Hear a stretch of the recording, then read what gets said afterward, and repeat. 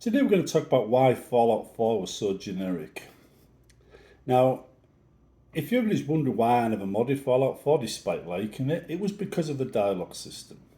You had four potential questions, but all the questions went to the same answer. And I thought that's like asking the same person to read the same question four times just so you could get the same reply.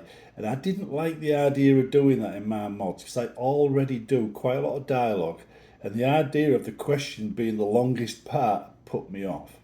I've had similar issues with the X series by Egosoft when they decided, to have a scripting language that required XML to format the scripts, and I thought that is a lot of faffing around. So I left it, but I could have done some wonderful mods for that game. I just didn't like the system they employed, so I stayed clear of it.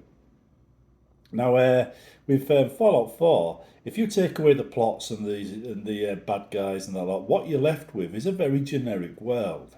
And that's the world you play in most of the time. Skyrim has a similar problem, except for the quests tend to be deeper, there's more going on there other than that. So you tend to get lost, you don't feel the same. Plus, every area in Skyrim is a little bit different. Whereas every area in Fallout 4, except for one, the radioactive area in the corner, is a bit the same, isn't it, if you think about it? So it feels the same. It's like you know what you're going to get regardless of where on the map you are. And you don't get that feeling from Skyrim. It's just different enough in each area to make it feel unique. So, yeah, that's one of the reasons why it tends to fall flat on its face a little bit. But that's not to say it's not a good game. It is a good game. Then you add the bad factions to it, the bad guys and the plots and the main plot. Now, the Brotherhood of Steel, I would want them to be the good guys, not the bad guys. And they came across as bad guys. The Institute themselves, I didn't think they made very good bad guys. I thought it was a bit dull. There wasn't enough there. It was badly thought out. It could have been implemented a lot better. They had barely no presence in the world other than the odd bots attacking everybody. Everything was like, ooh, aren't they bad people? And that was it. That was their presence in the world. And I always felt there should be like more like the Deirdre in Oblivion everywhere. You couldn't avoid them until something happened in the plot and then suddenly they disappeared or took over.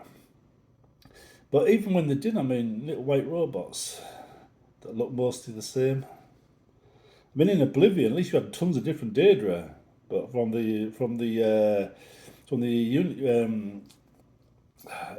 though, you got just little white robots. Institute. It's boring.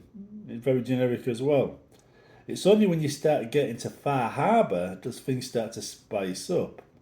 And Far Harbour, with its atmosphere and the background story, that nailed it. That was what Fallout 4 should have been.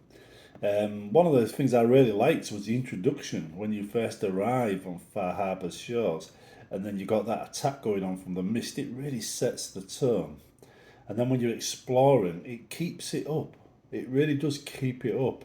And you need certain things building in order to actually protect your settlements. And I like that. That was good. That was multiple levels of detail that made it work. One of my favourite bits, I think, was there's a little settlement. I can't remember what they call it now. We had a couple of huts and stuff right in the middle of the mist. It had a really spooky feeling to it, and I really loved building a town there. It had a wide enough area to do quite a lot on it as well. Anyway, it says Nuka World on the other hand had the potential, but again, it didn't work. The whole idea of joining the bad guys just seemed to fall flat on its face because basically, if you chose the bad guys, the rest of the game failed to function right. It just didn't go smoothly. It was almost like you sabotaged your own game. So they really didn't think that through. But that too could have been a really good DLC if they had made it a bit different. Well, once you've taken over, you could have maybe run it as a theme park or run it as a new settlement or anything. Instead, it didn't quite work if you went the bad guy route. If you went the good guy route, it was pretty much a non-starter. The best you could hope for there was finishing the plot and getting the armor. That was it. So there was a lot of half-assed things going on in Fallout 4, I felt. The main game itself and the main plot, yeah, it didn't grab me, if you understand me. It didn't grab me. I liked playing off one side against the other for a while, but they stopped, for instance, they stopped some of the attacks on, I think it was the Brotherhood of Steel, and the Brotherhood of Steel attacks on other people at one point. I think they must have just written them out of the game. In the original one, they were a bit buggy. But other than that, the Brotherhood of Steel had a good, strong story. It was just too bad it was such a fanatical story, because I thought we'd gotten over that in Fallout 3. And here we are in Fallout 4, and they're back to being who they were, except for they're still hiring outsiders. So where does that come from? Also, I didn't like the effort I had to go to save the companion from the Brotherhood of Steel, because basically you get a kind of rapport with them, you build them up, and then you've got to kill him. Where does that come from? That wasn't really popular. The other characters, the female characters, and I liked. I liked the way the female characters were. I like the drug one. I can't remember her name now. I like the, the. I can't remember. I can't remember any of the names. My mind's gone blank. But I liked all the female characters in it. But my favourite one was the ghoul. I can't. Again, my mind's gone blank. Right, but anyhow, it was absolutely outstanding, and I always felt, that the way that progresses from mayor of a town to being your sidekick, and some of the stories he tells and how he reacts and stuff like that, it's just great. I loved him as a character. So the companions were good. They did the companions really well. The some of the DLCs, the ones that have the robots and stuff like that, they were quite good as well. I quite liked them. They added quite a lot to the game, a lot of value to the game, and I always like to go that route and then try and design my own robots for various tasks. But overall, though, I think it was the world space that made it feel generic. It was because it was the same from one corner to the other, with the exception of the radiation sections. And it didn't matter where you go, it still felt like you were in the same area. And plus, everything, went the same way. If you had like one area that was full of, say, Brotherhood of Steel patrols, and another area that was full of ghouls, and another area that was full of whatever, it might have been a bit different. If they made it look a little bit different, it might have been better, but they didn't. It tended to be the same old from one corner to the next. They could have done more in the radiation areas as well, for example.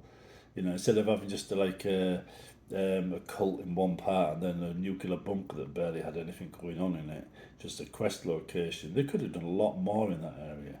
I mean, from the mutants' perspective alone, Deathclaws were just the start. They could have really gone overboard. They could have hidden all kinds of extra stuff in that area. Instead, it was a bit sparse. And I've explored that area heavily, and whilst there are some interesting locations, I felt it was massively underused.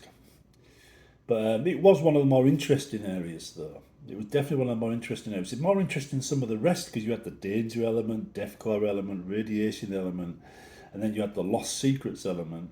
So it did make it, one of the more interesting areas to explore compared to the rest. I mean, there was a few interesting settlements as well. I always tend to go to one of the vaults to try and get that robot so I could help her become human. That's a plot line I liked.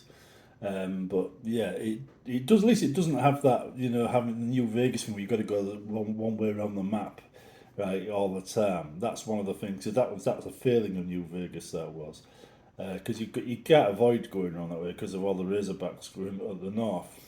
So by the time you get to the top, you can take out the Razorbacks. If you use that Tale of Two Worlds, I think is a mod, you run, say, New Vegas and Fallout 3 side by side, you do Fallout 3, then you could go north because you're high enough level to kill them off when you come onto New Vegas. But without that, yeah.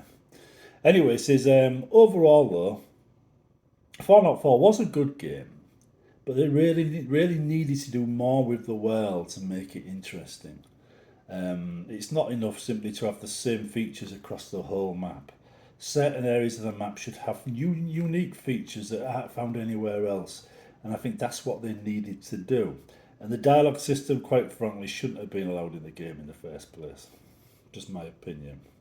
Right then, we'll leave it there, and I'll see you in the next one.